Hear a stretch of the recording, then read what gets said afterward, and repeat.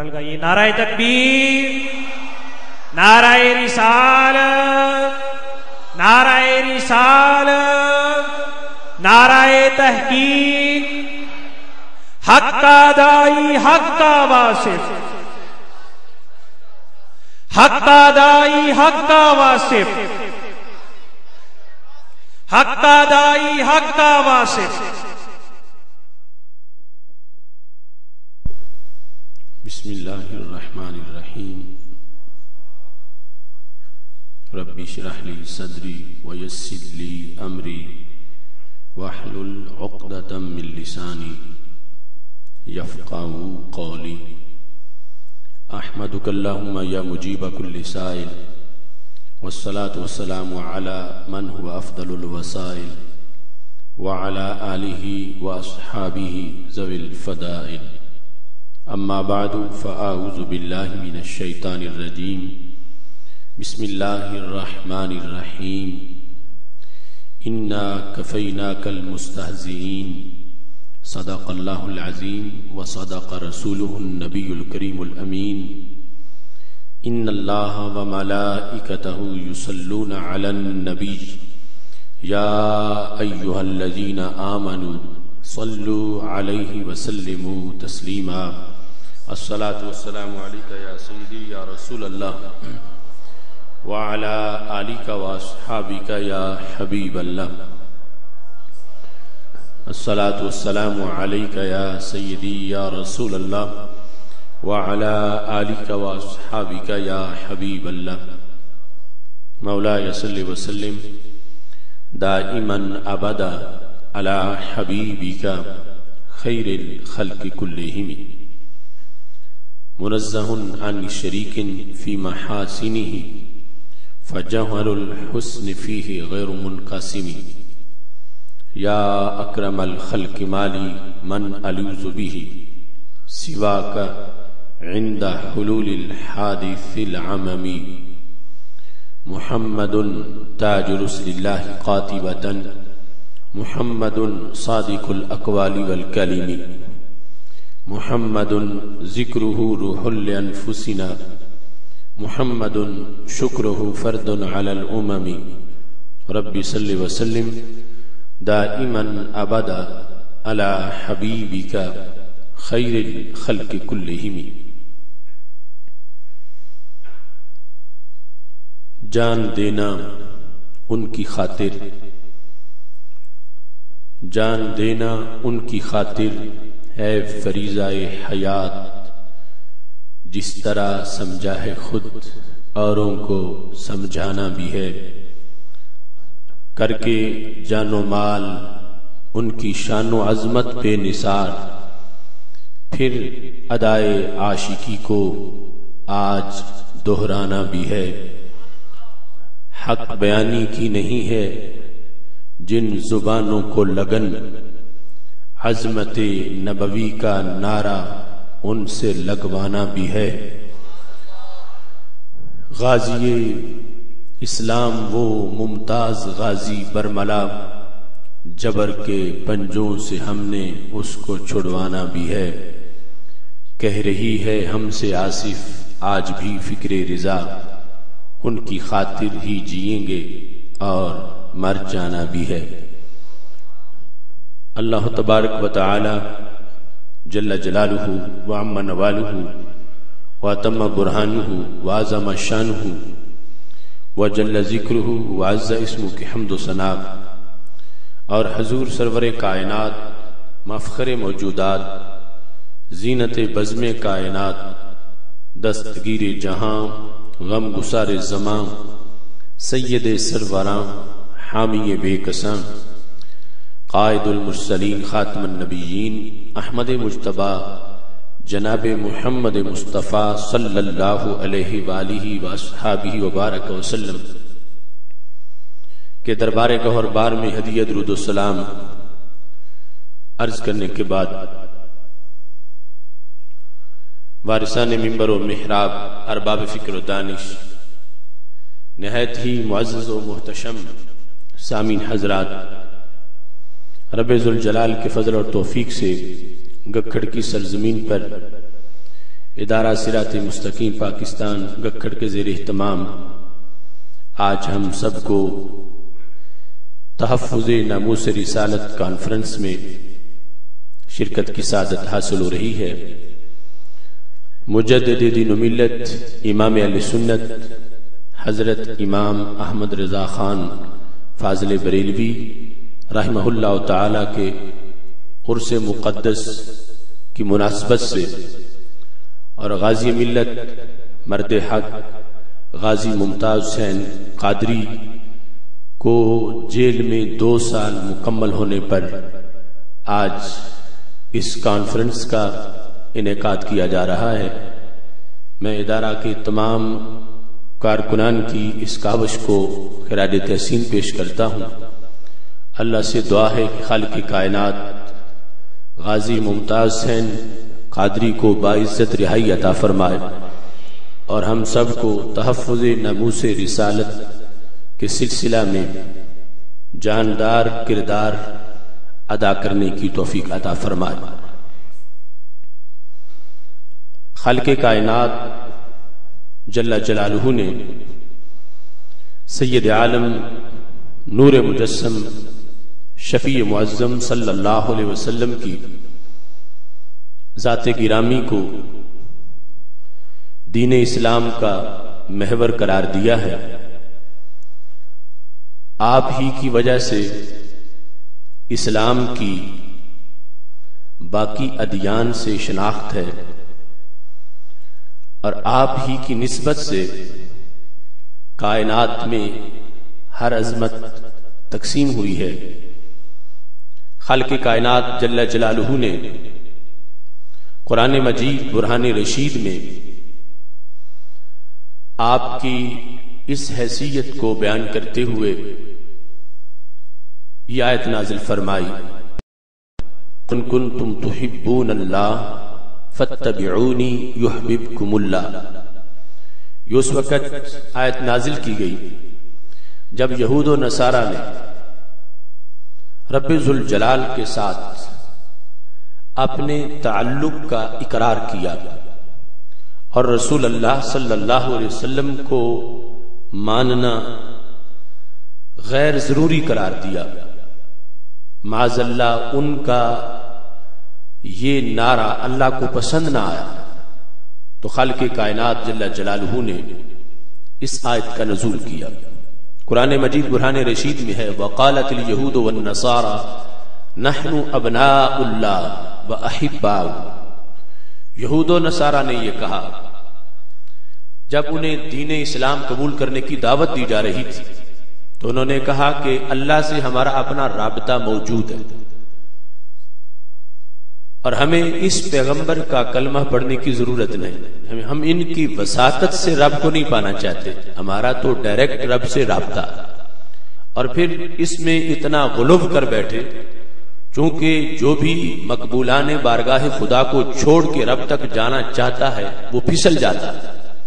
وہ کہنے لگے ہم تو ابناء اللہ، اللہ کے بیٹے ہیں اور احباء، ہم اس کے بڑے پیارے ہیں، ہم کسی اور کے ذریعے سے رب کی طرف کیوں جائیں؟ جب انہوں نے یہ بات کی تو اللہ نے آیت کا نزول کر دیا، قل ان کنتم تحبون اللہ، میرے محبوب صلی اللہ علیہ وسلم ان لوگوں سے فرماؤ جو تجھے چھوڑ کے میرے طرفدار بن رہے ہیں کہ اگر تم نے اللہ سے محبت کرنی ہے تو اس کا ایک ہی ذریعہ ہے، فاتبعونی، کہ میرے پیچھے چلو۔ ظاہر ہے کہ کسی کی اتباع اسے مانے بغیر نہیں ہو سکتی۔ میرا کلمہ پڑھو، میری سنت کے سانچے میں اپنے آپ کو ڈال لو، میری اطاعت کرو تو نتیجہ کیا نکلے گا؟ یحببکم اللہ، اللہ تمہیں اپنا محبوب بنا لے گا۔ تو اس سے پتہ چلا لا الہ الا اللہ پر یہود و نصارہ کا اسلام سے جھگڑا نہیں تھا، اگرچہ وہ تثلیث کے قائل ہو چکے تھے مگر ظاہری لفظوں کے لحاظ وہ اقرار کر رہے تھے۔ جھگڑا تھا تو محمد الرسول اللہ پر جھگڑا تھا کہ نبی اکرم نور مجسم شفیع معظم صلی اللہ علیہ وسلم کو ماننا وہ غیر ضروری قرار دے رہے تھے۔ تو خالق کائنات جل جلالہ نے یہ واضح کیا کہ یہ ہو ہی نہیں سکتا کہ ان کا کلمہ پڑھے بغیر کسی کو میں مل جاؤں. جو ان کا کلمہ پڑھے گا، ان کی پیروی کرے گا، میں اسے اپنا محب تو کیا اپنا محبوب بھی بنا لوں گا. رسول اللہ صلی اللہ علیہ وسلم کی یہ حیثیت صحابہ کرام رضی اللہ تعالی عنہم کے سامنے تھی، اور اسی نسبت سے آگے لوگوں کو توحید خداوندی کا پتہ چلتا رہا. بخاری شریف میں موجود ہے کہ جب حدیبیہ کے مقام پر رسول اکرم صلی اللہ علیہ وسلم تشریف فرما تھے، عروہ بن مسعود آئے، قریش کے سفیر کی حیثیت اور کٹر مشرک تھے. وہ واپس لوٹے، ان کے دل میں نور ایمان جلوہ گر ہوا، پھر کلمہ بھی پڑھا، منصب شہادت بھی پایا.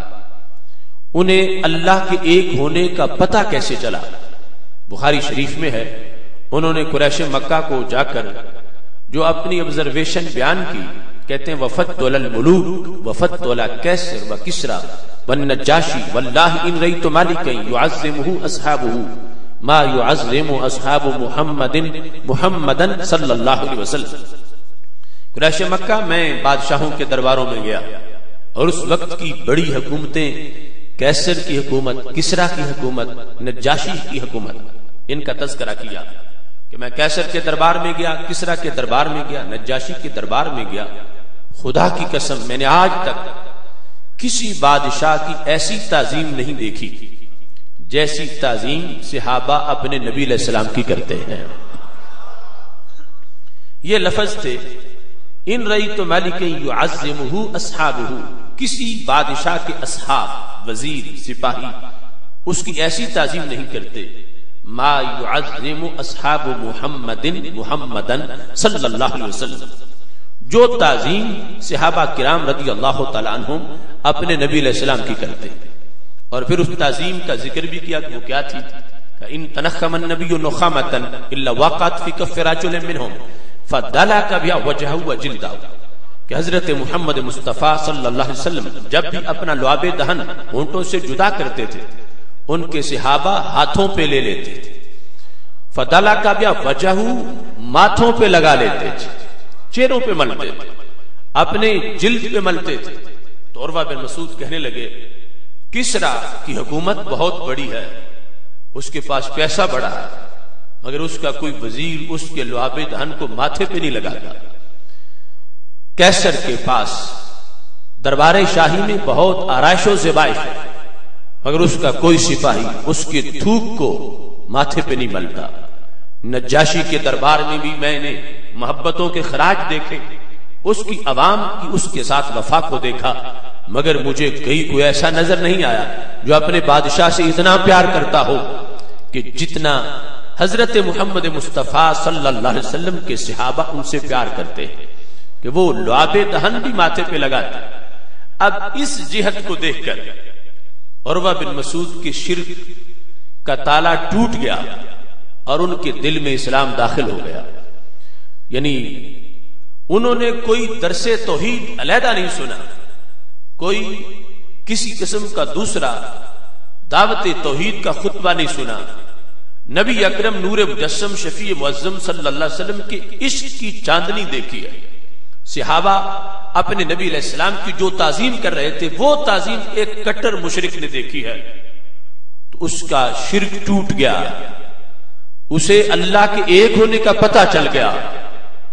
اور نبی اکرم نور مجسم شفیع معظم صلی اللہ علیہ وسلم کا لعاب دہن جب ماتھے پہ صحابہ لگا رہے تھے تو وہ بتا رہے تھے کہ جن کے لعاب کی مثال نہ ہو تو رسالت مآب کی مثال کہاں سے آئے. اس سے توحید کا پتہ چلا.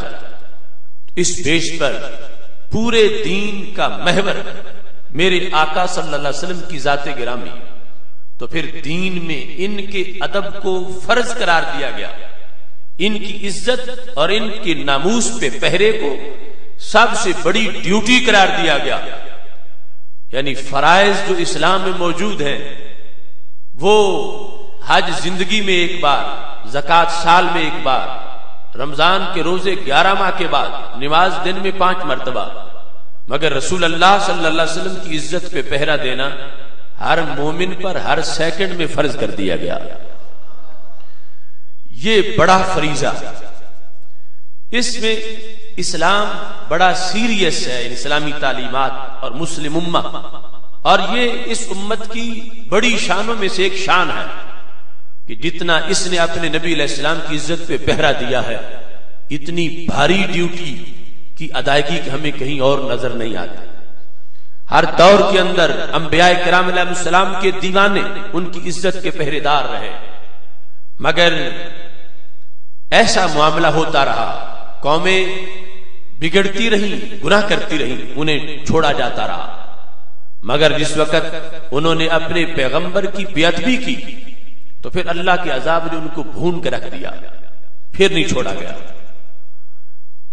اس امت کو رب ذوالجلال نے اسپیشلسٹ بنایا، اور اس کی مثال اس لحاظ سے میں بخاری شریف سے پیش کرتا ہوں کہ نبی اکرم نور مجسم شفیع معظم صلی اللہ علیہ وسلم نماز پڑھ رہے تھے مسجد حرام میں کعبۃ اللہ کے ساتھ۔ ابو جہل اور عقبہ بن نبی معیط، امیہ بن خلف، اس طرح کے نام نہاد اپنے ڈیرے پہ بیٹھے ہوئے تھے کعبے کی قریب۔ تو ان کو شرارت سوچی، ابو جہل نے کہا کون ہے؟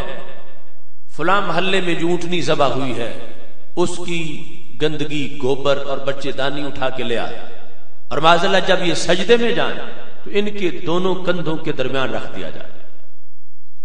فقام اشقى الناس، سب سے بدبخت عقبہ بن نبی معیط اٹھا اور وہ جا کے گندگی اٹھا کے لے آئے، اور کھڑا ہو کے انتظار کر رہا تھا کہ کب سجدے میں جائیں تو میں یہ سب کچھ دونوں کندھوں کے درمیان رکھ دوں۔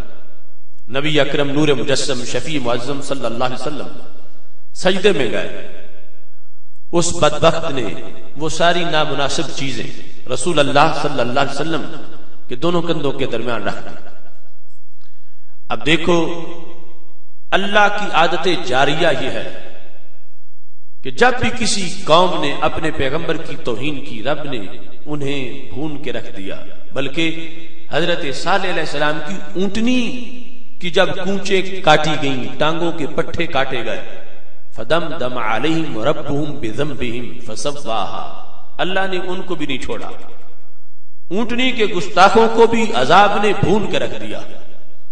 اب یہاں صورتحال کیا ہے کہ وہ جسم جو بالیقین عرش سے بھی افضل ہے، اور وہ حبیب جو سارے ہیں اللہ کے رسولوں علیہ السلام میں سے بڑے رسول اور بڑے محبوب ہیں، اور پھر وہ حالت نماز میں، پھر حرم میں، مسجد حرام میں، اور پھر نماز کی سب سے اہم حالت سجدہ میں، اور دونوں کندھوں کے درمیان ایسی چیزیں رکھی گئیں تو کیا ہوا؟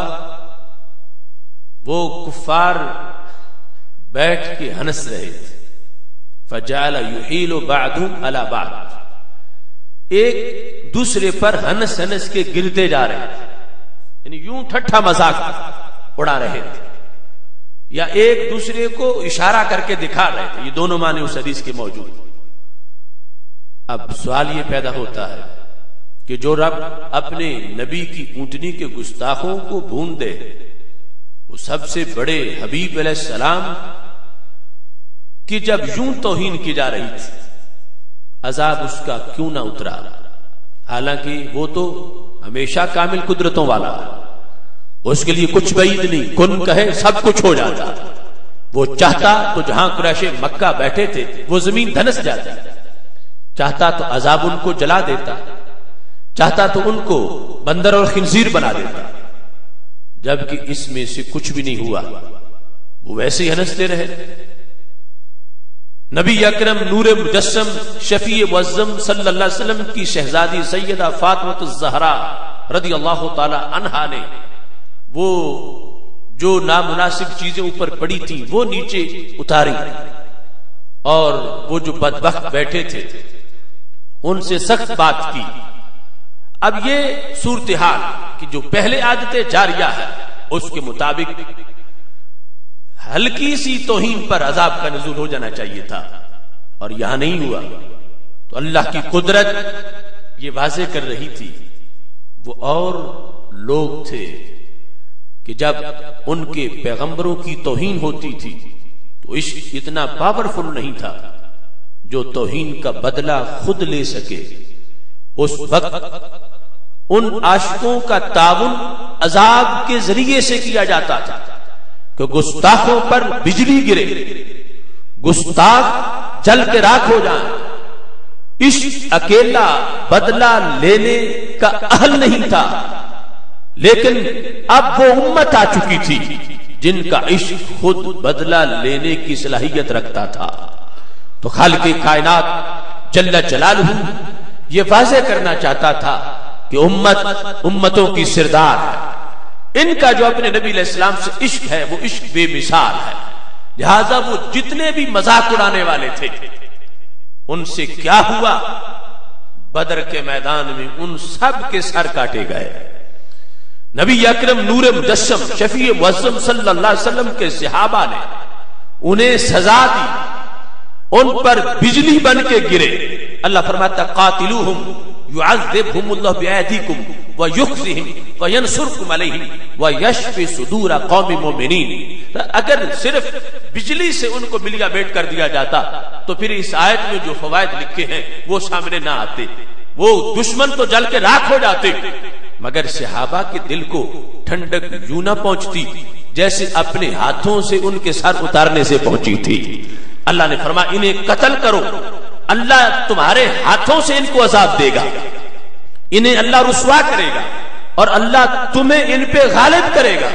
لہذا وہ ثابت ہوا کہ سید عالم نور مجسم شفیع معظم صلی اللہ علیہ وسلم کی امت اتنی پاورفل امت قرار پائی کہ حضرت معاذ اور حضرت معوذ رضی اللہ تعالی عنہ جیسے نوخیز جوانوں نے ابو جال جیسے سورمے کا سر اتار دیا، اور نبی اکرم نور مجسم شفیع معظم صلی اللہ علیہ وسلم کی امت اس وقت سے لے کر آج تک اپنی اس سٹیٹس پہ موجود ہے کہ رب ذوالجلال کے فضل و کرم سے آج بھی امت بانج نہیں ہوئی. 14 صدیوں کے گزر جانے کے باوجود آج بھی اس کی صفوں میں عامر عبد الرحمن اور غازی ممتاز حسین قادری جیسے لوگ موجود ہیں.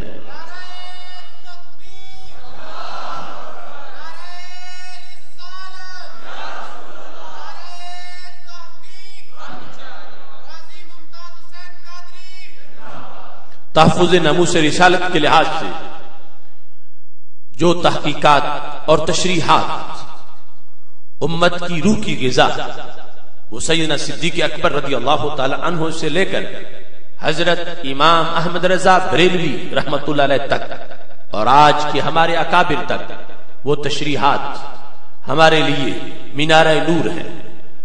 سیدنا صدیق اکبر رضی اللہ تعالی عنہ جس وقت بنی عمر بن عوف کی صلح کے لیے تشریف لے گئے تھے، بخاری شریف میں موجود ہے، نبی اکرم نور مجسم شفیع معظم صلی اللہ علیہ وسلم ظہر کی جماعت کرا کے تشریف لے گئے. عصر کی نماز کا ٹائم ہو گیا اور ابھی محبوب علیہ السلام مسجد نبوی شریف میں نہیں پہنچے تھے. تو سیدنا صدیق اکبر رضی اللہ تعالیٰ عنہ کو مصلی پہ کھڑا کر دیا گیا، جماعت شروع ہو گئی. اتنے میں میرے آقا صلی اللہ علیہ وسلم بھی تشریف لے آئے. اب جس وقت سرکار پہنچے، اگر آج کے کچھ نام نہاد لوگوں کی جو سوچ ہے یہ وہاں ہوتی معاذاللہ تو پھر کہتے ہم تو اللہ کی نماز پڑھ رہے ہیں اور نماز کے اندر ہم کیا کر سکتے ہیں، آخر اللہ کے رسول ہیں، عظیم ہیں، تو جہاں کھڑے ہیں وہیں کھڑے رہے. ہم نماز میں تو کسی پروٹوکول کا اہتمام نہیں کر سکتے، مگر وہاں کچھ انداز اور تھا. صحابہ کرام رضی اللہ تعالی عنہم نے یہ فیصلہ کر لیا کہ ٹھیک ہے رب کی نماز ہو رہی ہے، مگر جن کے ذریعے نماز ملی ہے آخر ان کا ادب بھی ضروری ہے. ہوں رسولوں کے بھی امام اور امت کی صفوں میں آخر میں کھڑے رہے، ایسا نہیں ہو سکتا. صحابہ نے فیصلہ کر لیا کہ نہ نماز توڑیں گے اور نہ ہی محبوب کی تعظیم چھوڑیں گے. ہاتھوں پہ ہاتھ مار کے آواز پیدا کی، دستک دی، صحابہ کو پتا چلا، صفوں میں رستہ بنا. نبی اکرم صلی اللہ علیہ وسلم اس رستے کے بیچ میں سے گزرتے ہوئے پہلی صف میں تشریف لے گئے، اور جب پہلی صف میں پہنچے تو امام نے بھی ادب کرنا شروع کر دیا. یہ بخاری شریف ہے. سیدنا صدیق اکبر رضی اللہ تعالیٰ عنہ نے مصلی چھوڑ دیا، پیچھے ہٹے. نبی اکرم نور مجسم شفیع معظم صلی اللہ علیہ وسلم فرما رہے تھے مکانک ابو بکر جہاں کھڑے ہو وہیں کھڑے رہو، تم جماعت کراتے رہو، تم پڑھو، میں تمہارے پیچھے پڑھنے والا ہوں۔ مگر حضرت صدیق اکبر رضی اللہ تعالیٰ عنہ نے مصلی چھوڑ دیا اور میرے نبی علیہ السلام مصلی پہ تشریف لے گئے۔ چشم فلک نے دیکھا کہ اس امت نے حالت نماز میں بھی رسول اللہ صلی اللہ علیہ وسلم کی ادب کا خیال کیا ہے، جگہ بنائی ہے۔ چلو یہ فیصلہ تو امت کا اپنا تھا، جو پہلے پڑھا تھا اس کی روشنی میں فیصلہ کر لیا، چونکہ اب نماز جاری تھی، نہ تو پوچھ سکتے تھے اور نہ پہلے ایسی کوئی صورت آئی تھی پیش کہ حالت نماز میں بھی جگہ بنانی ہے۔ پہلی بار تھی ایسا موقع آ گیا اور صحابہ کرام رضی اللہ تعالیٰ عنہم جو پڑھا تھا اس کی روشنی میں کامیاب ہو گئے۔ اب رسول اللہ صلی اللہ علیہ وسلم کا اپنا فیصلہ کیا تھا؟ اگر صحابہ رضی اللہ تعالیٰ عنہم اپنی طور پر فیصلہ کر لیتے، سرکار تصدیق نہ کرتے، تو پھر بھی وہ صحابہ کی بات ہوتی، نبی علیہ السلام کا فیصلہ تو نہ ہوتا۔ لیکن یہاں جب صحابہ نے جگہ بنائی تو میرے نبی علیہ السلام نے یہ نہیں فرمایا کہ میرے صحابہ نماز میں بھی تم میرا ہی ادب کر رہے ہو، جیسے کھڑے ہو تم منہ دھیان نماز پڑھو، میرے لیے جگہ نہ بنا، یہ نہیں فرمایا۔ بلکہ جو صحابہ نے پروٹوکول کا اہتمام کیا، حالت نماز میں جگہ بنائی، تو میرے نبی علیہ السلام نے اس کو قبول کر لیا، چلنا شروع کیا اس راستے پر۔ اگر بنانا ناجائز ہوتا تو سرکار قبول نہ کرتے، اس راستے پہ چلے اور پہلی صف میں پہنچے اور پھر آگے مصلی پہ بھی تشریف لے گئے۔ دہلی برانڈ توحید یہ کہہ رہی تھی کہ نماز میں ان کا خیال آ جائے تو معاذاللہ گائے گدھے اور عورت کے خیال سے برا ہے، کیونکہ گائے گدھے کا خیال، عورت کا خیال ادب سے نہیں آتا، ان کا آیا تو ادب سے آئے گا، توحید میں فرق پڑ جائے گا معاذاللہ۔ لیکن بخاری شریف میں موجود ہے، مدینہ شریف اور مسجد نبوی شریف میں جو توحید پڑھائی گئی اس میں کیا تھا کہ حالت نماز میں بھی سرکار کا ادب کریں گے تو توحید کو فرق نہیں آئے گا، بلکہ اللہ زیادہ اجر عطا فرمائے گا۔ ظاہر ہے کہ جب انہوں نے رستہ بنایا تو انہیں خیال تو آیا تھا کہ رستے سے کون گزریں گے۔ جب ہاتھوں پہ ہاتھ مار رہے تھے نماز کے اندر، انہیں خیال آیا ہوا تھا کہ ہمارے نبی علیہ السلام آئے ہیں، ہم نے ان کا ادب کرنا ہے، ان کا احترام کرنا۔ اور جس وقت رسول اللہ صلی اللہ علیہ وسلم نے جماعت کرا دی، سلام پھیرا، تو کہا ابو بکر میں نے تجھے کہا تھا تم جماعت کراتے رہو، تم نے مصلی کیوں چھوڑا؟ تو حضرت صدیق اکبر رضی اللہ تعالیٰ عنہ نے قیامت تک کے لیے آداب رسول اللہ علیہ السلام کی وضاحت کر دی لوگوں کے لحاظ سے۔ فرمایا ما کان لابن ابی قحافہ ان یصلی بین یدی رسول اللہ صلی اللہ علیہ وسلم، کہنے لگے میں ہوں ابو قحافہ کا بیٹا اور آپ ہیں اللہ کے رسول صلی اللہ علیہ وسلم۔ تو ابو قحافہ کے بیٹے کی حیثیت کیا ہے کہ وہ رب کے نبی کے سامنے کھڑا ہو کے نماز پڑھتا رہے اور آگے کھڑا ہو اور پشت ان کی طرف کرے۔ یہ میرے لیے جائز کب تھا؟ اللہ کے رسول صلی اللہ علیہ وسلم میں نے آپ کی ادب کی خاطر مصلی چھوڑ دیا تھا، اگرچہ آپ تو فرما رہے تھے میں نے ادب کے پیش نظر مصلی چھوڑا ہے۔ تو میرے نبی علیہ السلام نے یہ نہیں فرمایا کہ ابو بکر نماز میں میرا ادب کر کے تم نے مصلی چھوڑا، پھر تو نماز ٹوٹ گئی، امام کی ٹوٹی تو پچھلوں کی بھی ٹوٹ گئی، پھر تو نئے سرے سے پڑھنی چاہیے۔ نہیں، میرے نبی علیہ السلام نے اس نماز کی تصدیق فرمائی، اسے قبول کیا، اور رب نے یوں قبول کیا کہ جس شخص نے ادب رسول اللہ علیہ السلام کے لیے مصلی چھوڑا تھا، رب نے امت میں سب سے پہلے اسی ہی کو عطا فرما دیا تھا۔ نبی اکرم نور مجسم شفیع معظم صلی اللہ علیہ وسلم کا ادب و احترام، عشق اور رسول اللہ صلی اللہ علیہ وسلم کی محبت کے یہ ضابطے، جس میں اس چیز کو واضح کیا گیا کہ پاک محبوب علیہ السلام عام لوگوں جیسے نہیں کہ کوئی کہے کوئی بات نہیں، ان کے بھی دو ہاتھ ہمارے بھی دو ہاتھ نہیں۔ یہاں معاملہ ایسا ہے کہ اگر حضرت عبداللہ بن عباس رضی اللہ تعالیٰ عنہ فتح الباری شرح بخاری میں موجود ہے کہ وہ میرے آقا علیہ السلام کے پیچھے کھڑے ہو گئے رات کے پچھلے پہر جب تہجد پڑھی جا رہی تھی، حضرت میمونہ رضی اللہ تعالیٰ عنہ کے گھر میں، جو حضرت عبداللہ بن عباس رضی اللہ تعالیٰ عنہما کی خالہ ہیں اور میرے نبی علیہ السلام کی زوجہ محترمہ ہے۔ وہاں جس وقت پیچھے کھڑے ہیں، تو رسول اللہ صلی اللہ علیہ وسلم نے یوں پیچھے ہاتھ کر کے ان کو کھینچ کے اپنے ساتھ کھڑا کر لیا، وہ پھر پیچھے ہٹ گئے، نبی علیہ السلام نے پھر ساتھ کھڑا کیا، وہ پھر پیچھے ہٹ گئے، رسول اللہ صلی اللہ علیہ وسلم نے پھر اپنے ساتھ کھڑا کیا، وہ پیچھے ہٹ گئے، جب سلام پھیرا تو پوچھا ابن عباس مالا کا اجلو کا حذائی و تخلفنی، اے عبداللہ بن عباس تجھے کیا تھا، میں نے تجھے اپنے برابر کھڑا کرتا رہا، تم پیچھے کیوں ہٹ جاتے؟ تو جواب سنو، کہتے ہیں ما کان ينبغي لي ان اقوم حذاءك وانت رسول اللہ صلی اللہ علیہ وسلم، یہ میرے لیے جائز کب ہے کہ میں آپ کے برابر کھڑا ہو جاتا، آپ تو رب کے رسول صلی اللہ علیہ وسلم۔ یعنی یہ جہت ادب کا یہ طریقہ جو صفہ سے چلا، جو مسجد نبوی شریف سے چلا، دار ارقم سے چلا، اسی کی وضاحت بر صغیر میں امام احمد رضا بریلوی رحمت اللہ علیہ نے کی، اور وہی درس عشق انہوں نے زندہ کیا۔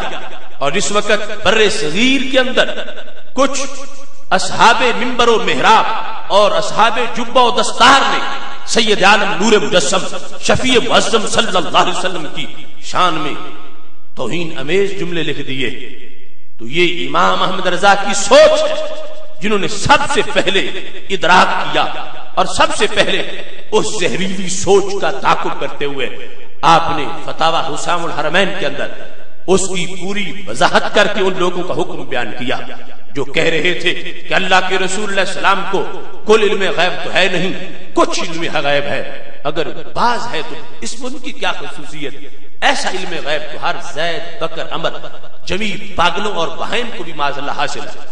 یہ حفظ الایمان کے اندر جب یہ جملہ لکھا گیا کہ میرے نبی علیہ السلام کے علم کو انہوں نے پاگلوں کے علم سے تشبیہ دی اور بہائم کے علم سے تشبیہ دی، اور لفظ ایسا بول کے کہا کل تو ہے نہیں، کچھ ہے، بعض ہے، اور بعض میں ان کی کیا خصوصیت، ایسا تو زید عمر بکر جمیع بہائم اور پاگلوں کو بھی حاصل ہے۔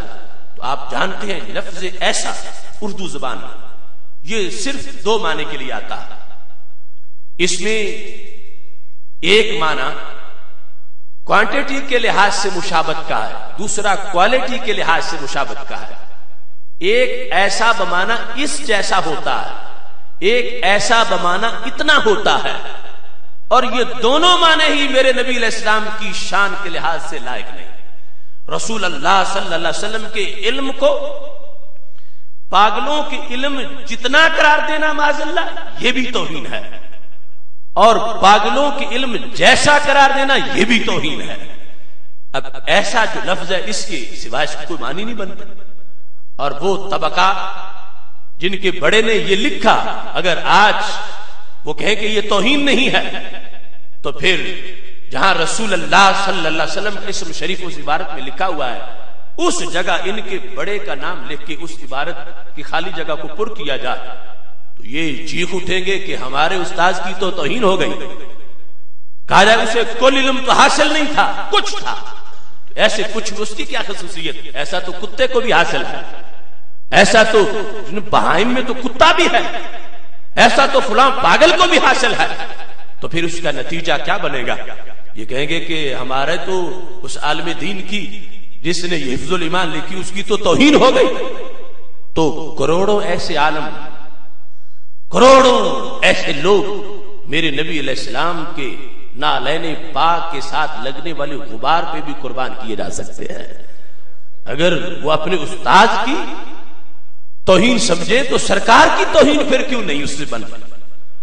اعلی حضرت فاضل بریلوی رحمت اللہ علیہ نے حسام الحرمین کے اندر ان لوگوں کا حکم بیان کیا کہ یہ توہین کرنے والا ٹولہ جنہوں نے نبی اکرم نور مجسم شفیع معظم صلی اللہ علیہ وسلم کے ختم نبوت کے اجماعی معنی کا انکار کر دیا، جنہوں نے شیطان کے علم کو تو محیط زمین کہا اور کہا اللہ کے رسول علیہ السلام کے علم کے بارے میں کوئی نص موجود نہیں ہے، اعلی حضرت فاضل بریلوی رحمت اللہ علیہ نے اس دور میں ملت کی ترجمانی کرتے ہوئے حسام الحرمین وہ فتویٰ دیا جس پر علماء حرمین نے بھی دستخط کیے، اور آج نسلوں تک آداب رسول علیہ السلام کی اس تحریک کو اعلی حضرت فاضل بریلوی رحمت اللہ علیہ نے پہنچایا کہ جس کا آغاز دار ارقم اور صفہ سے ہونے والا تھا۔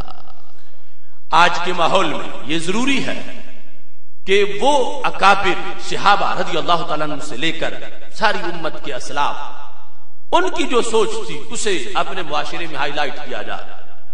آج ہمیں لوگ ہمارے معاشرے میں سکولوں کالجوں میں ترجمے حدیث کے، ترجمے قرآن کے دکھا کر اپنی من مانی سوچے لوگوں کے اندر لاج کرنے کی کوشش کی جاتی ہے۔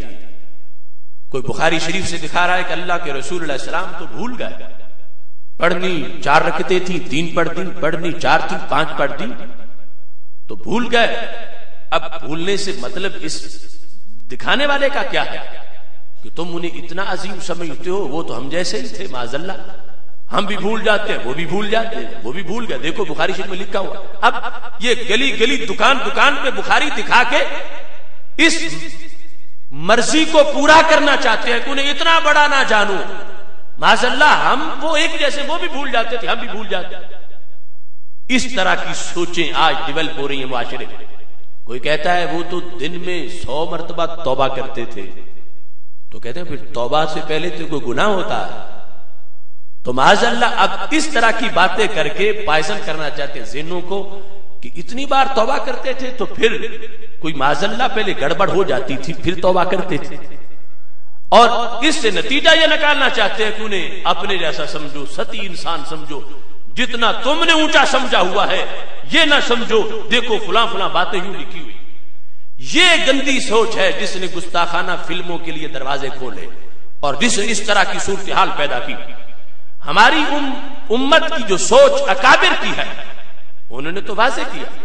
اب دیکھو نبی اکرم نور مجسم شفیع معظم صلی اللہ علیہ وسلم کا بھول جانا اور ہمارا بھول جانا، صحابہ سے پوچھو اس میں فرق کتنا ہے؟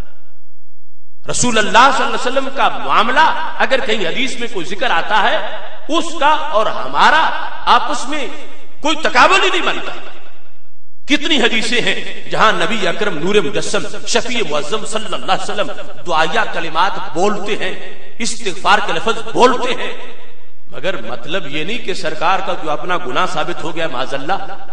وہاں تو امت کو تعلیم دینا مقصود ہے کہ سرکار بولیں گے تو وہی لفظ امتی بولے گا۔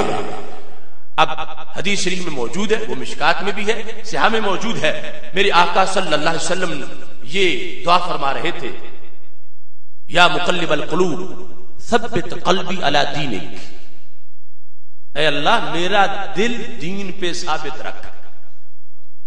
یہ لفظ ثبت قلبی، اب اس میں کوئی دوسری رائے نہیں کہ قلبی کا معنی کیا ہے، یا متکلم کی ہے، میرا دل، ثبت قلبی میرا دل دین پہ ثابت رکھ۔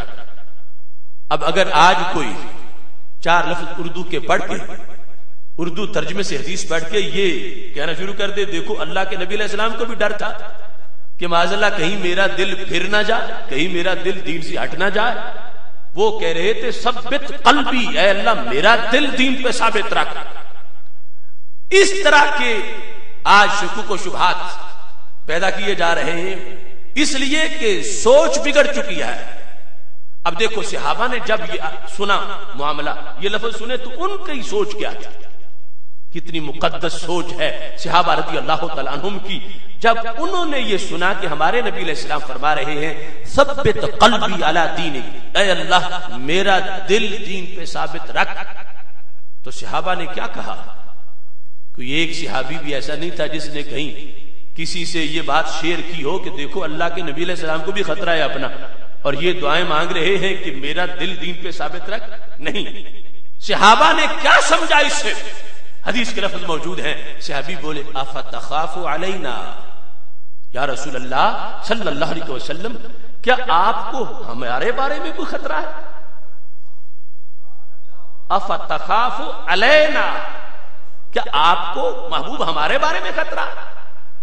سرکار نے ثبت قلبی فرمایا ہے، یہ نہیں کہا ثبت قلوبنا کہ صحابہ پھر قلوبنا میں سے اپنی بات سمجھ لیتے،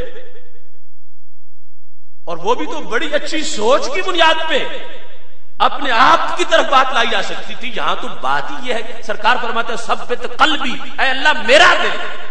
تو صحابہ کیا کہتے ہیں؟ افتخاف علینا، محبوب کیا آپ کو ہمارے بارے میں خطرہ ہے کہ ہمارا دل کہیں پھر نہ جائے؟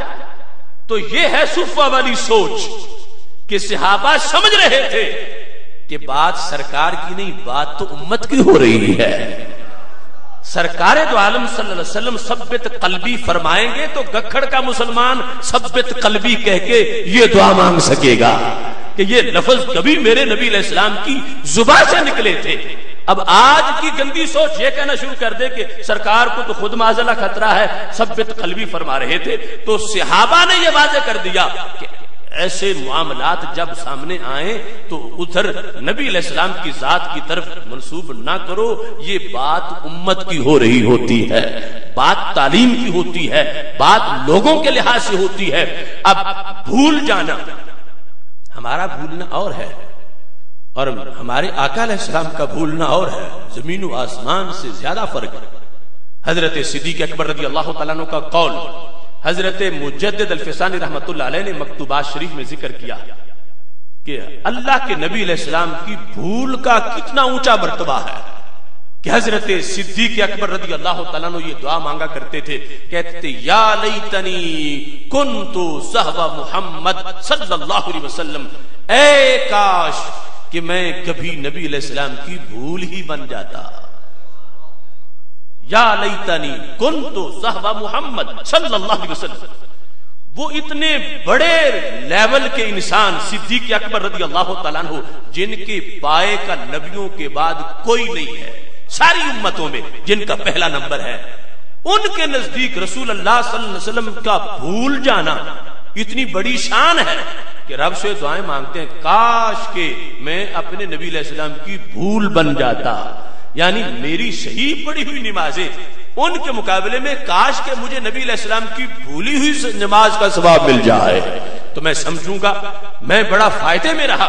اب مجدد صاحب اس کی وضاحت کرتے ہیں کہ حضرت صدیق اکبر رضی اللہ تعالیٰ عنہ کو اتنی کیوں تڑپ ہے سرکار کی بھول کے لحاظ سے کہ کاش کہ میں نبی علیہ السلام کی بھول بن جاتا. تو کہتے ہیں اصل میں سبب دیکھنا ہے کہ ہم کیوں بھولتے ہیں اور اللہ کے نبی علیہ السلام کیوں بھولے. کہتے ہیں ہم بھولتے ہیں مال کے خیال میں، وہ بھولتے ہیں رب کے جمال میں. ہم نماز پڑھ رہے ہوتے ہیں، کبھی کسی چیز کا خیال، کبھی کسی چیز کا خیال. یہ خیال ہمیں یاد نہیں رہنے دیتا پڑی 3 ہے پڑی 4 ہے کیا ہوا ہے. یہ ہماری حیثیت ہے، یہ ہمارا بھولنا ہے. تو کہا اللہ کے نبی علیہ السلام تو نماز میں رب کا دیدار کر رہے ہوتے ہیں، وہاں اللہ کے جلووں میں ڈوبے ہوئے ہیں. تو اس وجہ سے رکعتوں کے اندر فرق آ گیا ہے. لہذا کوئی بھولنے والا جو سستی کی وجہ سے بھولا ہے، یہ اپنی بھول کو اپنے نبی علیہ السلام کی بھول کے ساتھ ملا کے بھول نہ جائے. ہمارا بھولنا اور ہے، ان کا بھولنا اور ہے. اب دیکھو وہاں بھولنے کے اندر بھی ایک عظمت موجود ہے. اب کتنا فرق ہے اس سوچ میں اور آج کی گھٹیا اور کمینی سوچ میں، جو بھول کے ذریعے قد برابر کرنا چاہیں کہ وہ بھی بھول گئے ہم بھی بھول گئے لہذا ایک ہی جیسا مسئلہ ہے معاذ اللہ. تو شروع سے اکابر نے اس چیز کی وضاحت کی اور اتفاق سے اس مہینے میں داتا گنج بخش اجمیری رحمت اللہ علیہ کا بھی عرس ہے، حضرت مجدد الفسانی رحمت اللہ کا بھی عرس ہے، حضرت امام محمد رضا بریلوی رحمت اللہ علیہ کا بھی عرس ہے. اور ان سب کی طرف سے جو تشریحات ہیں ان میں دیکھو داتا گنج بخش اجمیری رحمت اللہ علیہ توبہ کے مسئلے پر بحث کرتے ہوئے، جو میں نے کہا کچھ لوگ کہتے ہیں کہ سرکار فرما رہے ہیں اور یقیناً وہ حدیث ہے کہ میں تو دن میں 100 مرتبہ توبہ کرتا ہوں، اور آج کی کچھ سوچ کہتے توبہ سے پہلے گناہ کا آنا ضروری ہے. تو معاذ اللہ پھر پہلے ہوگا تو پھر توبہ ہوگی. تو پھر یہ باتیں بتا کے وہ نئی نسل کو بتانا چاہتے ہیں کہ تم جنہیں اتنا عظیم سمجھتے ہو تم تو بڑھا رہے ہو ان کو اپنی حد سے. وہ تو بھول جاتے تھے، وہ تو توبہ کرتے تھے، اور اس طرح کر کے چاہتے ہیں کہ انہیں عظیم نہ مانا جائے، اتنا عظیم کہ جتنا یہ اہل سنت مانگ رہے ہیں. اس طرح کی تحریک چلی ہے جس کی وجہ سے بیرونی لوگوں کے بھی منہ کھل گئے ہیں.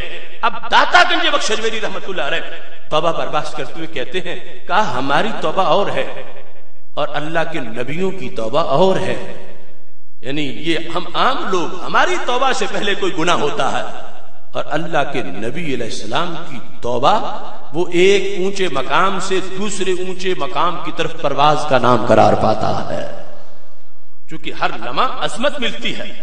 حسنات الابرار سیئات المقربین، جو ابرار کی نیکیاں ہیں مقرب ان کو اپنا گناہ تصور کر لے. سیئات میں سے اس کی مثال داتا گنج بخش شجوری رحمت اللہ علیہ نے قرآن مجید سے پیش کی کہ حضرت موسیٰ علیہ السلام جب طور پہ گئے تو اللہ سے دیدار مانگا، ارنی انظر الیک، اے اللہ اپنا دیدار کرا، میں تجھے دیکھنا چاہتا ہوں۔ تو جواب ہے لن ترانی، آپ ہرگز مجھے نہیں دیکھ سکتے، لیکن انظر الی الجبل، لیکن آپ پہاڑ کی طرف دیکھیں، فإن استقر مکانہ فسوف ترانی، اگر وہ اپنی جگہ پہ ڈٹا رہا، قائم رہا، تم مجھے دیکھ لو۔ اب یہ ساری بات کلیم کو سہارا دینے کے لیے ہے، ورنہ رب تو تجربے کا محتاج نہیں، اسے پتا ہے جو کچھ ہونا، لیکن کلیم کا دل بھی بہلانا ہے تو دیدار تو کرایا نہیں، اور آگے ان کو کچھ مزید آسرا تو دے۔ فلما تجلی ربہ للجبل جعلہ دکا وخر موسیٰ صائقا، اللہ نے پہاڑ پہ جلوہ گرایا، پہاڑ ریزہ ریزہ ہو گیا، حضرت موسیٰ علیہ السلام بے ہوش ہو کے گر پڑے۔ جب انہیں ہوش آیا تو زبان پہ کیا تھا؟ قرآن کہتا ہے وہ کہہ رہے تھے تب تو، اے اللہ میں نے توبہ کی۔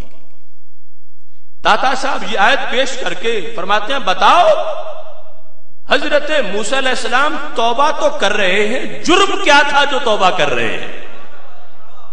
گناہ کون سا تھا جو توبہ کر رہے ہیں؟ غلطی کیا کی جو توبہ کر رہے ہیں؟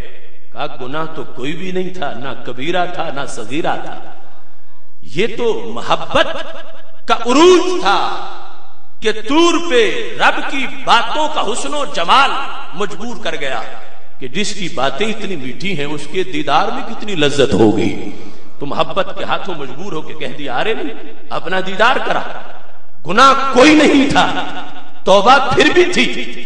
مطلب کیا تھا؟ اے اللہ آج تک جو کیا تیری مرضی سے کیا، یہ دیدار ہی اپنی مرضی سے مانگا تھا، آئندہ مانگنا ہوگا تو پوچھ کے مانگوں گا۔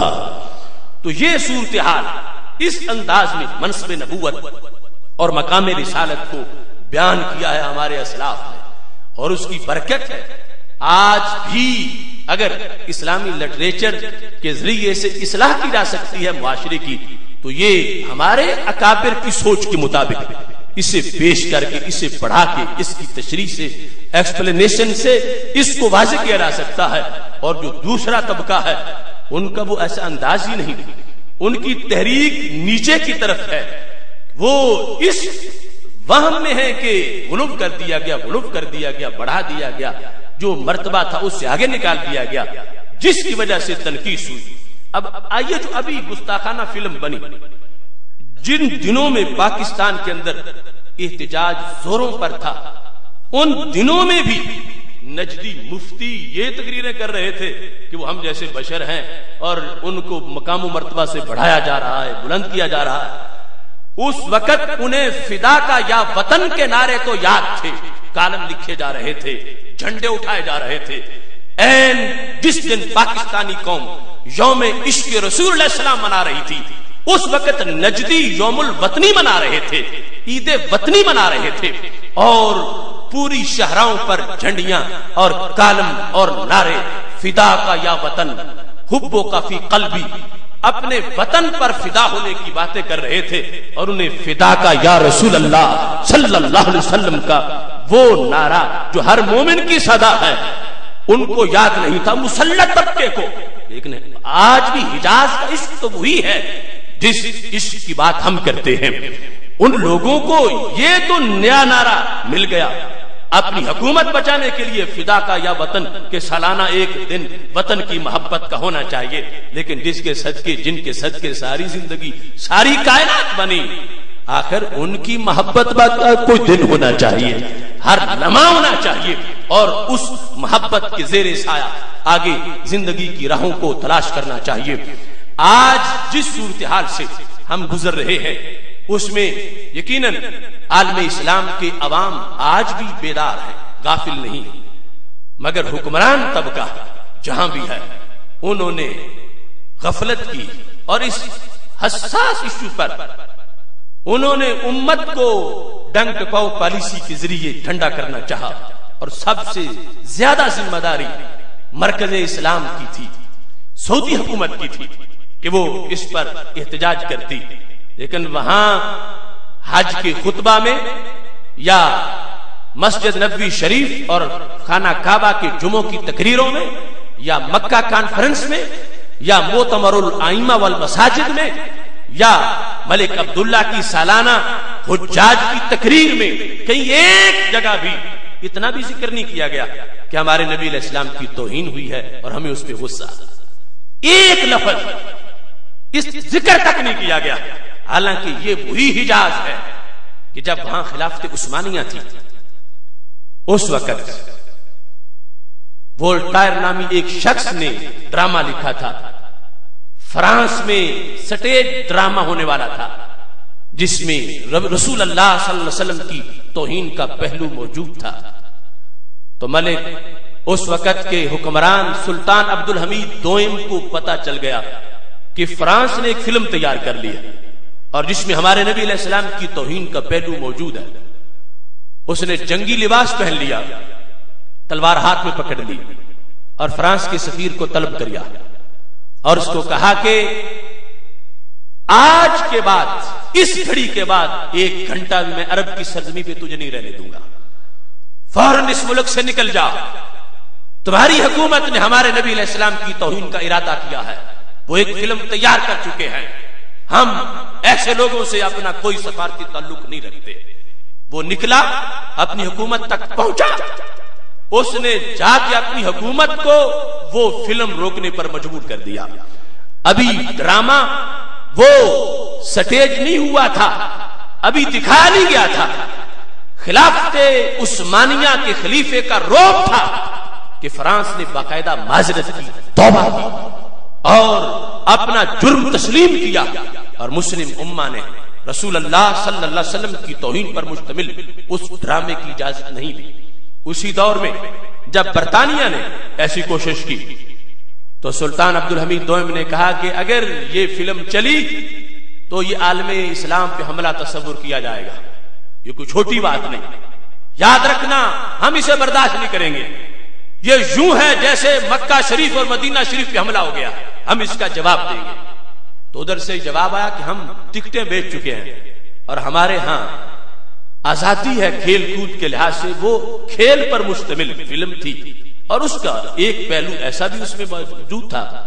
ٹکٹیں بیچ چکے ہیں, اب ہم کیا کریں؟ لوگوں کو آزادی ہے, ہم نے ٹکٹیں بیچ دی ہیں. تو سلطان عبدالحمید کے جواب کا خلاصہ یہ تھا, تم ٹکٹیں بیچ چکے ہو, ہم تلواریں خرید چکے ہیں. میں فتویٰ دیتا ہوں کہ برطانیہ کے خلاف جہاد فرض ہو گیا. سلطان عبدالحمید کے یہ جملے تھے کہ برطانوی حکومت پر راشا طاری ہو گیا.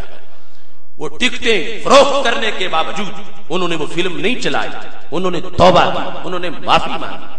آج مردہ گھوڑے عالم اسلام پہ مسلط ہیں اور بالخصوص مرکز اسلام جہاں سے دین چلا وہاں اتنی سستی اور اس انداز دھوئیں کے اندر وہ سوئے ہوئے, توہین کے دھوؤں میں سوئے ہوئے شہزادے, انہیں خبر ہی نہیں ہے کہ نبی اکرم نور مجسم شفیع معظم صلی اللہ علیہ وسلم کا مقام و مرتبہ کتنا اونچا ہے. اللہ کے فضل سے آج بھی اس حجاز کی سرزمین پر لوگوں نے اپنی طرف سے کتابچے لکھی, پمفلٹ, اور ان کے اندر یہاں تک لکھا کہ اے فلمیں بنانے والوں سن لو, ہم موت سے ڈرنے والے نہیں, موت کا استقبال کرنے والے ہیں. بلکہ آج اگر توہین کو روکتے ہوئے ہمیں موت آئے گی تو کہا ہم اسے شہد سے بھی زیادہ میٹھا سمجھنے والے ہیں. یہ اپنی لوگوں کی عوام کی آواز ہے. لیکن امریکہ سے کمپرومائز کیے ہوئے لوگ یہاں ہو یا وہاں, انہوں نے ایک اپنی حیثیت کو سامنے رکھا ہوا. اور اوباما نے برملا 67 میٹنگ جو تھی UN کی, اس کے اندر واضح کر دیا. اس نے تو کوئی بے غیرت نے ابہام چھوڑا ہی نہیں. اس نے یہ کہا ہے the majority of Americans like me they are Christian yet we don't ban blasphemy against our most secret belief.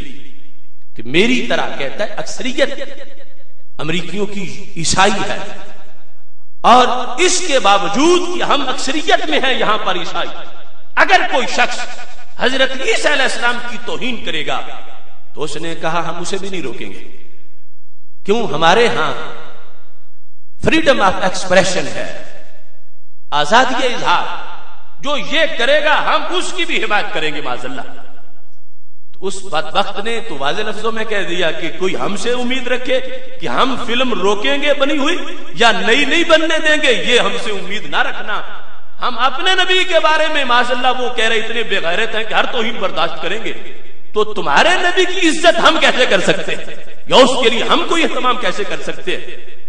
اس کے واضح جملوں کے بعد عالم اسلام کے لومڑی حکمرانوں میں سے کسی نے اس کو سلطان عبدالحمید جیسا جواب نہیں دیا، مگر پھر بھی غیرت اسلام باقی ہے اس بنیاد پر کہ امریکہ نے ہر چیز کا توڑ تلاش کر لیا، مگر رب کعبہ کی قسم آج سے 10 صدیاں بعد بھی امریکہ کی کسی فیکٹری میں ممتاز قادری کے جذبے کا کوئی توڑ نہیں ہے.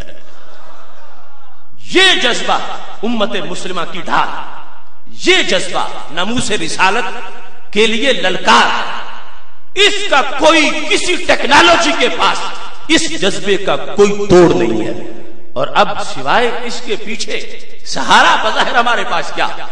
حکمران ویسے لیٹے ہوئے ہیں اور توہین کرنے والے کہتے ہیں ہم اگلی فلم پہ پابندی بھی نہیں لگائیں گے، نئی بنانے کے ہم نے تو لائسنس دیے ہوئے ہیں، ہمارا قانون اجازت دیتا کہ جو ایسا کرے گا ہم اس کو روک نہیں سکتے. تو اس نے تو نئی بنانے کا بھی اندیا دے دیا کہ تم تیار رہو ماشاء اللہ اور بھی بنے گی. تو اس لحاظ سے کروڑوں سلام ہو ممتاز قادری کے جذبے کو. ایسے لوگ اور امت کا ایک فرد نہیں، امت کا بیٹا بیٹا آج دلوں میں عشق رسول صلی اللہ علیہ وسلم کا جذبہ لیے ہوئے یہ عالم کفر و شرک پر واضح کر رہا ہے کہ شراب عشق احمد میں کچھ ایسی کیف و مستی ہے کہ جان دے کر بھی ایک دو بوند مل جائے تو سستی ہے. یعنی توہین رسول علیہ السلام کسی حالت میں بھی برداشت نہیں ہوگی. اس جذبے کی عملاً نمائندگی ممتاز حسین قادری نے کی ہے. وہ کوئی چھوٹا بندہ نہیں، عظیم انسان، وہ مرد حق جس نے اس صدی کی نمائندگی کی کامیابی کا وہ سرٹیفکیٹ حاصل کر لیا ہے. 2 سال آزمائش میں گزرے. آزمائش تو گھنٹے کی بھی بھاری ہوتی ہے، آزمائش تو ہفتے کی بڑی ہوتی ہے، آزمائش مہینے کی بہت بڑی ہوتی ہے. اس شیر مرد کو 2 سال، یہ 4 جنوری کو 2 سال پورے ہونے والے ہیں، مگر 2 سالوں کے 1 سیکنڈ میں بھی اس نے نہیں کی، اس نے شکوہ نہیں کیا، اس نے معذرت نہیں کی، اس نے اپنے کردار کی نفی نہیں کی، اس نے گستاخ کو گستاخ سمجھ کے مارا تو اس پہ ڈٹ گیا. اس نے اس چیز کو عملاً ثابت کر دیا. زخم پہ زخم کھا کے جی، خون نے جگر کے گھونٹ پی، نہ کر لبوں کو سی، عشق ہے یہ دل لگی نہیں.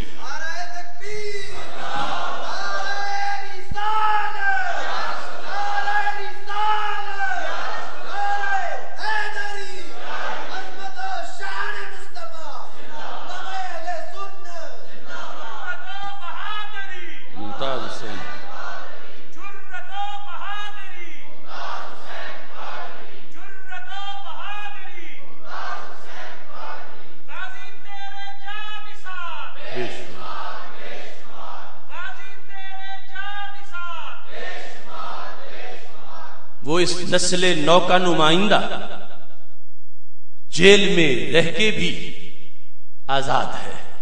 ہر وقت اس کا خیال سوئے مدینہ شریف رہتا ہے، وہ حضوری میں ہے اور اس نے بڑی کمائی کر لی ہے. ریالوں ڈالروں والے آج شکست کھا گئے. ان کے قادری کی جگہ دنیا کینیڈی بولنا شروع ہو گئی ان کے ناموں کے ساتھ. لیکن قربان جاؤں ممتاز قادری کو آج بھی دنیا سلام کرتی ہے. انہوں نے اس انداز میں ملت کی نگہبانی کی اور اس کی نمائندگی کی. میں برملا کہتا ہوں ہر عاشق رسول کا دلدار قادری اب بن گیا ہے عشق کا معیار قادری. عہد رواں کا قول اور اقرار قادری، فیض رضا سے بہتر کردار قادری. صدیوں میں نور جائے گا اس شیر مرد کا، اب بن گیا ہے عشق کا مینار قادری. جب تک نہ غازی باہر ہو اڈیالہ جیل سے دھونا چاہیے اپنا بھی گھر بار قادری. میں کہہ رہا ہوں حاکموں سے خوب جان لو، اب ہر گلی میں پاؤ گے تیار قادری. جس دن سے وہ گستاخ پہ تلوار بنا ہے اس دن سے بن گیا ہے میرا یار قادری. ادارہ صراط مستقیم نے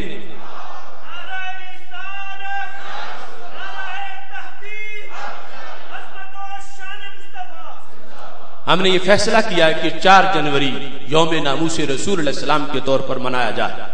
ویسے تو ہر گھڑی ناموس رسول اللہ السلام کے لیے. 4 جنوری جمعۃ المبارک کا دن ہے، تو خطباء سے التماس ہے آپ بھی اپنے اپنے خطباء تک پیغام پہنچائیں کہ وہ جمعہ ناموس رسالت کے موضوع پہ پڑھایا جائے اور اس میں ممتاز قادری کا ذکر کیا جائے.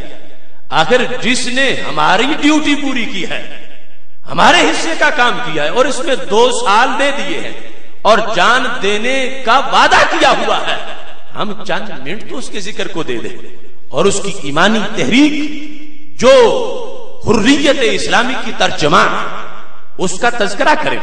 اور انشاءاللہ 13 جنوری کو لاہور کی سرزمین پر ایک فقید المثال جلوس ممتاز حسین قادری کی رہائی کے لیے ایک بہت بڑی ریلی ناصر باغ سے گورنر ہاؤس تک اس کا اہتمام کیا جا رہا ہے. آپ تمام حضرات اس ریلی میں بھی شریک ہوں. 5 جنوری کو بہت بڑا علمی فکری ایمانی سیمینار شان حضرت امیر معاویہ سیمینار رضی اللہ تعالیٰ عنہ ایوان اقبال لاہور میں منعقد کیا جا رہا. اس کی بھی آپ سب کو دعوت ہے. موجودہ حالات کے تناظر میں اپنی بات اسی پہ ختم کر رہا ہوں. گستاخانہ فلم کا زخم ہمیں بھولا نہیں ہے، اس کے لحاظ سے ہماری جو ذمہ داری ہے اس کو بھی پورا کرنا ہے. مایوس بھی نہیں ہونا، حوصلہ بلند رکھنا ہے. کہہ ہی دوں میں آج تجھ سے درد دل کی داستان، خوش میرا سوچتے خون جگر ہونے کو ہے. سامنا ہے پھر جہاں کو آتش نمرود کا، عشق بھی اپنی ادا میں